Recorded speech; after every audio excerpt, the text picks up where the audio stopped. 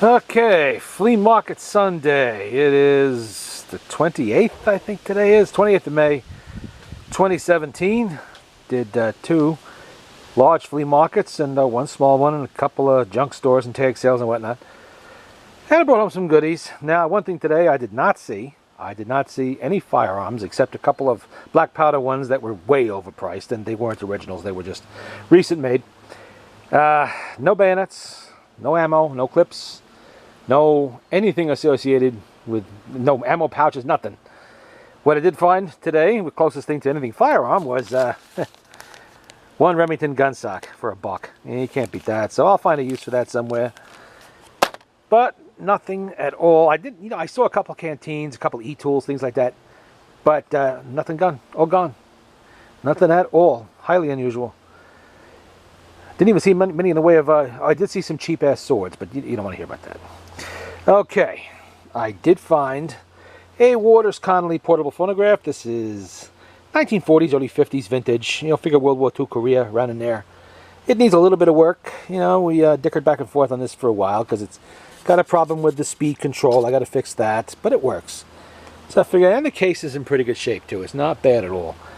So we started off at, I think, $75 for that, and by the time we were done, I was walking with it at $45, which leaves a little bit of meat on the bone for me. That's good. I can resell it, make a little bit of profit.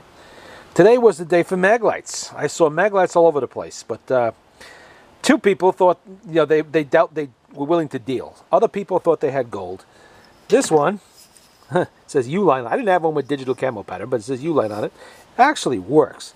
$5 for a mag light. What I generally do with these is I convert them to LED, throw some Duracells in there, and stick them in the car, the closet, wherever I might conceivably need a flashlight. It's right there. So I have plenty of them that way. They're all over the place. I always have a flashlight. I don't have to look for them. These are all 3-cell mag lights. $5 each, which is a lot cheaper than you get them brand new. Over here we got a nice Snk. It's an actual Snk box for $5 on eBay. They get about, I don't know, $25, $30 for these things sometimes. And it's in good shape. It's not all beat up. It works. I got a couple of little ones over here too that aren't Snk, but they'll do the job too. I like to keep socket sets and wrenches and other like tools in there so they don't migrate around all over the place, and I can tell when I need something, when something's missing. Right away there's a gap in the box, There's a general purpose strap, probably off a duffel bag or something.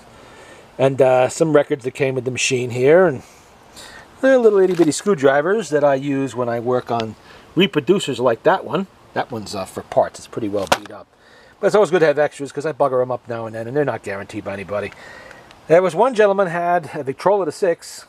That's a 1920 Victrola, small tabletop machine. And he just wanted to sell it for parts, which is all it was worth. The case, I have the case for it, but it's all smashed up. I did, however, get a very nice and working motor out of it. I got a turntable, I got a tone arm, which isn't here, I put it away already, for $20. Now, I have this machine that all of this goes to, that is just a wooden box. I didn't have a motor for it, I didn't have a tone arm for it, didn't have anything for it, just the wood parts and the doors. And I was looking around on eBay, see who had parts and how much it would cost, and I figured it cost me about $110 for all the parts. This guy sold me the whole machine for $20. So, that was probably the deal of the day, not counting the tools. I picked up quite a few tools, you can see here. That's a nice old 1970s vintage Park toolbox, maybe 80s. I actually had to buy this because I had so many tools, I couldn't fit them all in my bag. They're not all here. I bought a lot of buggered up Craftsman screwdrivers and little wire cutters and whatnot. Those are going back to Sears while Sears still exists to be turned in for new stuff. But this stuff is tools I'm keeping the way they are. You have to be careful these days when you turn tools back into Sears. Because here, for instance, we have a really nice 1/2-inch drive Craftsman Breaker Bar. This is the extra long one with the big head on it. You can see right there, Craftsman, forged in USA. Now the new ones do not say that, unless you're getting an old stock tool that got slipped into the system. For the last 10, 12, 15 years or so, they've been sourcing their tools from an overseas tool maker. And I've found the quality simply isn't there. I use a lot of tools all the time, constantly playing with antique cars, other things. And I break a lot of tools, and I've been noticing with the newer Craftsman, yeah, they're guaranteed. You can bring it right back to Sears, and they'll give you another one. But how irritating is it to be in the middle of a job, you snap a socket, and then what do? In my case, I have to go get an extra one out of the shed or something like that. I have a lot of extra tools. The average person doesn't have that. So they got to drop what they're doing and run back to Sears. And the reason for that, for the most part, is they are sourcing their tools overseas now. Who the hell knows who's making them, out of what they're making them. But this is forged in USA. So every time I see something like this and I can get it for $8, $10, I do. Because I know if I break this, I'm going to get junk in return. So I like to have spares. And look at that. It's like it's never been used. It's in really good shape. And then we have some Nicholson basket files I picked up as a course in a final, brand new, never used. This is SK Wayne. This is a 3/4 inch extension, and I got this for $8. And SK Wayne probably gets $100 for this. I don't know. They get a lot. Well, I'm sorry, SK. The one easy way to date SK tools, if it really matters, because they're still made in the USA and they're all still good. If you see one that says SK Wayne like that, that means it was manufactured from 61 or 2 to 69 when SK was part of another tool consortium. But they're all good tools. They're all very well made, some of the very best. And they never really give much of a problem. But if they do, they're guaranteed for life, and SNK isn't going anywhere. They're still around. They're still making tools of the same quality as this.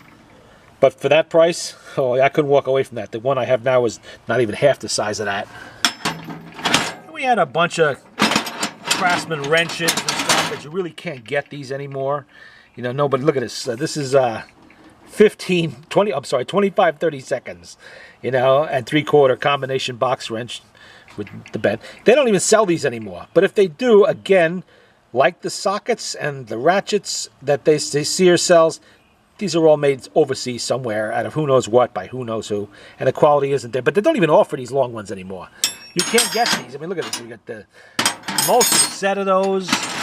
Look at the extra long 22 millimeter. That's nice. And there was even one gentleman, Snap-on, a Snap-on 3/4 for $5. I think Snap-on, you know what? I don't know what they get for this, but it's a lot of money. The Snap-on tools are very expensive. Even had one, oh, where is it? There we go. That's a Model T wrench. The guy didn't know what it was. He threw it in with the lock because it was old and rusty. That's a Model T wrench. I'll clean that up. I'll paint it black and put it in my Model T toolbox. No problem. And over here, you can see we have some nice 3/4 sockets. That's Wright tools. Very good. They're gone now, but it's still an excellent quality tool. Looks like it's never been used. 1 1/8, 3/4 inch socket. And we got one over here. This is Blue Point. Blue Point, by the way, is made by Snap-on. And that's 1 1/8 also. I figure I have a 12 point. I got a 6 point. Nice. This is Pencraft, which I believe was made by S&K. Not 100% sure. But it's still American made. It's very good quality. Looks like it's not even used. It's, you know, it's the adapter from 3/4 to 1/2 inch. You never know when you might need it. And just from regular Craftsman. You know, these are 1/2 inch. This is like this is 1 1/4, 1 1/8 though, but 1 16. All Craftsman, because I cannot replace these when they, and you know, they do occasionally break. You know, you're doing stuff all the time with tools. You're going to break tools. They do occasionally break. If I turn this in, I'm not getting the same quality back. I'm getting junk in return. So it's easier for me just to go to the flea market, buy these for $1 or $2, and just keep them for spares because I'm not going to be able to replace them. I mean, look at this. A little nice set that I found here. This is all 3/8 drive, 6 point, and the guy, metric sockets. The guy even put little stickers on them to show what size they are. And it comes in a nice little holder. That's the kind of thing that's nice to have. That fits in my tool bag, really nice, and I know where everything is. Another SK Wayne. This is a 1/4 inch ratchet for $1. How can you beat that? And this, SK Wayne 3/8. This one cost me, I think, $2. This is just a regular SK. I'm sorry, not SK Wayne. It's SK socket. I mean the ratchet. $2. You know, these are. I have found S&K ratchets to be the best. They take the longest for me to break, you know. And when they do, and they do occasionally, SK makes good on them. They give you new parts put in there, and you make it new. If you split the top, as I once did with one, they'll replace it with a brand new one. There's never a problem. And stuff like this, you know. This is a nice, probably 70s vintage Craftsman, you know, universal for 1/2 inch drive. That's expensive today, but like I said, you go to Sears, they're going to give you some overseas made piece of junk, and you don't know what it is. So now I got one spare. Here's another S. This SK Wayne? No, this is SK. 15/16. Look at that. It's like brand new. For $1. That's what I love about flea market tools. Now that might not be much use on modern cars, but in the stuff I play with, that's definitely something I can use. And this is an oddball. There's a little extension, 3/8 drive. It's actually made by, you can't see it because there's crap on there, but it's made by Mac Tool. Never saw one quite that size before, so now I have one. I think I paid, what, a quarter or 50 cents, or for all I know, he might have thrown it in there for free. I don't know. I had a bunch more tools. You know, they're all elsewhere. They're going to be turned into Sears. If you take screwdrivers back, you can still get those USA-made screwdrivers from Sears. They're still good quality, as good as they ever were anyway. They're not top quality, but they're okay. And, you know, I'm paying 50 cents, $1 maybe, new off the shelf there, $6, $7, whatever they are. It depends on what size they are. So it pays, because, you know, I bugger up screwdrivers. I bend them. I snap the tips off, everything else. So they're being turned into Sears. See, all the tools in there, all the wrenches and whatnot. And I'll make out okay with those. But that's the haul for Flea Market Sunday. I did not see any flags today. At least I did not see flags being improperly displayed. I saw plenty of them that were being respectfully displayed, left them alone. No reason to buy them if they're not being knocked around in the dirt. You know, I didn't see a lot of people willing to deal today. Except on tools. Tools I had no problem with. They were willing. The more I bought, the more better the deals got. And the Victrola guys, you know, they were okay. But there were a lot of people up there that simply just didn't want ammo boxes, for instance. Ammo boxes should be between 10 to 15 bucks for a 30 caliber, 50 caliber at a flea market. You know, I'm not talking pristine here. I'm talking they got rust. You know, they're banged around, dings and dents. People have stenciled crap on them. Yet, whenever I try to say, okay, I'll give you 10 bucks for this, right away, no, I got to get 20. I got to get 20. Okay, fine. You keep the damn thing then, because I'm not paying you $20 for it. Yeah, there were quite a few like that up there. And so, you know what? I left them. I don't need them that bad. I got plenty of ammo boxes for storing junk. And the only reason I even wanted them in the first place was before I saw this toolbox, I kind of wanted something to hold the tools around it. But that's okay. I got plenty of them at home.